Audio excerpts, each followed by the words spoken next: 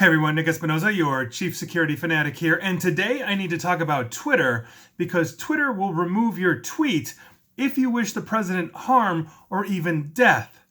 Yes, this is actually happening, and here's what's going on. Now, this is obviously coming from a zillion different sources, but I'm cribbing primarily from TechCrunch, who had a very precise article on this, and by now, pretty much the entire world knows, and if you haven't known, I'm surprised that I'm breaking this news to you, that President Trump yesterday officially announced on Twitter that he had COVID-19, and obviously he was airlifted to Walter Reed Hospital in Washington, D.C., obviously to improve his health, get better. Obviously, he's taken an experimental drug by virtue of that, and there has also been speculation as to the status of his health.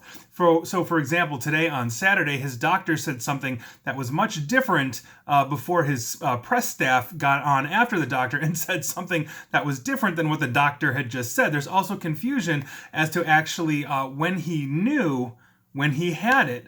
And so it basically was stated today that he might have had it 3 days before the official announcement, meaning Wednesday, which means if he knew that he was infected with COVID, he still went to a major fundraiser at his Bedminster golf course and possibly infected his super donors and other people. That is speculation right now because the press is looking into this and nobody really has a straight answer on that. And obviously, as you're listening to this or watching this, there may be a straight answer by then, but that is the news on the ground that I know it right now. So if it's changed, please, make sure that you update me in one of my comments and just please be civil. That's all I ask because, I don't dive into politics here. But what isn't in dispute, though, is that Twitter exploded when the news broke with obviously well-wishers, from his supporters, obviously wanting him to have a speedy recovery and healthy. The First Lady is also infected as well, as is a slew of staffers, senators, and administration around him. And then, of course, there is that population as well that would like him to die of COVID-19 as some extreme version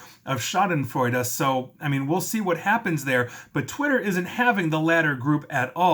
Twitter put out a reminder basically to folks that it does not allow tweets that wish or hope for death or serious bodily harm or fatal disease against anyone.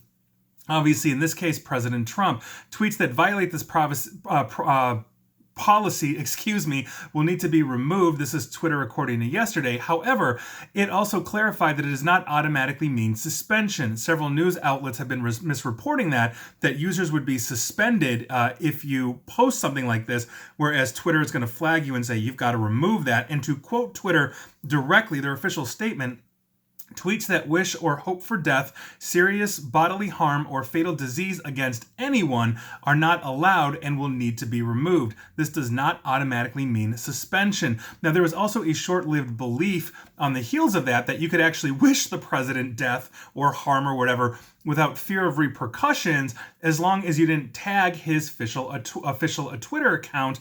And Twitter dispelled that myth rather quickly. And so even if you're not tagging him and you're simply tweeting, I wish President Trump death due to COVID-19 or whatever form of that is, that's an obvious question. Now, this is separate from somebody that says, I will kill the president or something along those lines. That obviously, and I am not stating that here as that example, that is something that is a criminal penalty, and the Secret Service will investigate you for threatening death as opposed to wishing it by virtue of his current infection. Now, I bring this up in today's podcast and video, basically to remind my friends and my colleagues and family and everybody else, and I have many friends, colleagues, etc., that are on both sides of this aisle, to please just be civil.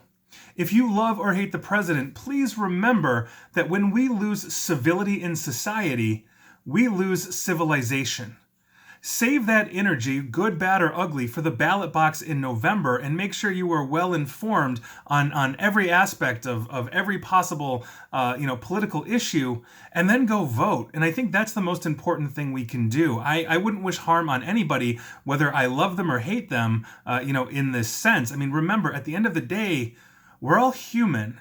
And we all have kids and family and friends and enemies and whatever that is. And we want to make sure that we are maintaining that amount of civility. You can fundamentally disagree with this president. You can fundamentally disagree on a lot of the stuff that he does, or you can completely agree with him.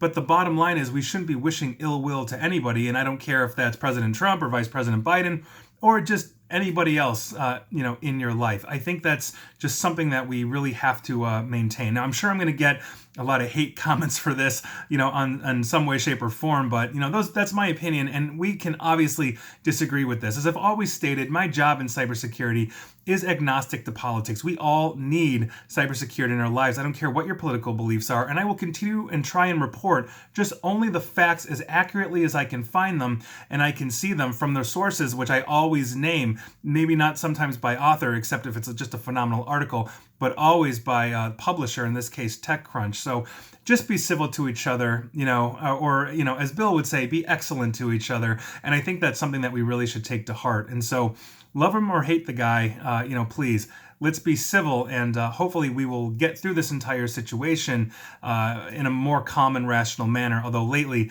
it doesn't seem like that's going to be the case. And so that is your news of the day. Everybody just chill out. And please like, share, follow me here on Facebook and Twitter at NickAESP. And please feel free to subscribe to me at YouTube as well. And as always, stay safe and stay online. And please stay civil. Thanks, everyone.